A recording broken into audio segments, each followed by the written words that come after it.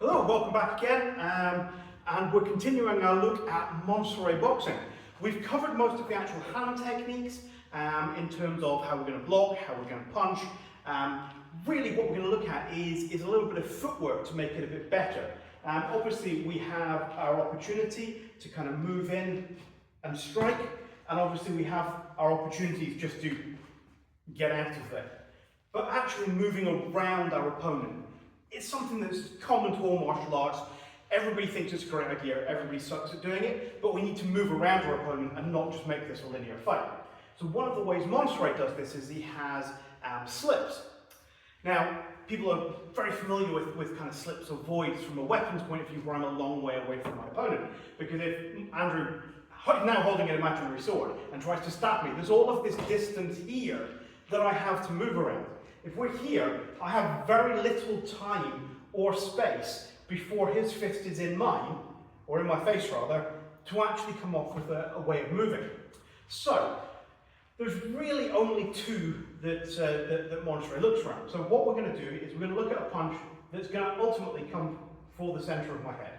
Yeah? Because I'm going to assume he's going for my nose, or he's going for my throat. Yeah? Which means the primary thing I have to do is get my head offline. Now, conveniently, my shoulders, nice and squared, kind of create train tracks either side of where that fist is going to be moving.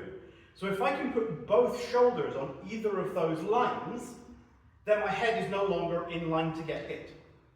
Hopefully that makes sense. But what I mean by that is, if that punch is coming here, and I push this shoulder forward in line with this shoulder, then the punch will go behind my head. If I do that facing you, you can see where this shoulder is. If I bring this shoulder across and forward, my head is now not where it was, and therefore the punch that's going. Now, if this is all done at micro slow, he'll just follow me with his fist. But in reality, if he throws it with some speed, he doesn't have time to adapt to the fact that I've moved out of the line. Now, there's a couple of things to be very aware of here. The tendency is to be a bit protective about this. So what you see is a punch comes in and people do this. Now from here, I'm not hit, but there's really nothing I can do to affect him. So Monstery is very clear about this. I should actually end up closer to my opponent after I've done the slip. So as the punch comes out, I actually want to move forward to bring these shoulders in line. And now I have all this opportunity to do all kinds of horrible things to my opponent. So, first slip punch, boom, and you can see from here, my hand goes down to my hip. I've got that option for a full hand strike coming right up into his extended ribs as I've done that void. Because I've not needed to use my hand to cover, and in fact, if I needed to, that hand can still provide me a bit of extra cover if I feel unsafe, and I'm still going to have that punch lined up to reply straight away. The other option is to push both shoulders to the other side. So as the punch comes out, at my face, yeah, and a little down so I can keep talking to it. So from here, I've pushed both shoulders now to the other side, and my head has moved, and the fist is now in front of me. So again, if I do that facing you, I'm now moving to this shoulder here, so that shoulder, as I move here, my head is no longer where that was, so the fist heading for my face is now not in front of me, thank you very much. Yeah, and from here again, I can coil my fist, and I've got that strike straight up into the stomach, and again, if I need to, my other hand can cover here. But in reality, why not do more? From here, yeah, I can have this one chambered and this one chambered. I can have this one fouling the next punch. I'm ready to fire on with my strike here. Once you're happy with these two slips, he does also have, what's the word I'm looking for? A bob, as in bob and weave. So what I mean by that is, a punch comes out and slips this way, and another punch comes out and slips this way.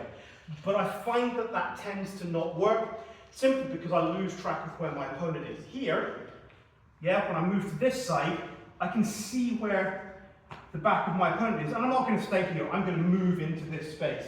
So I'm not worried about this other arm. If I go the other way, on here, I have complete visibility of both of his arms and what he's going to be doing, and that means I can stay safe. The minute I go across this side and then duck under here, I kind of lose sight really of what's actually happening.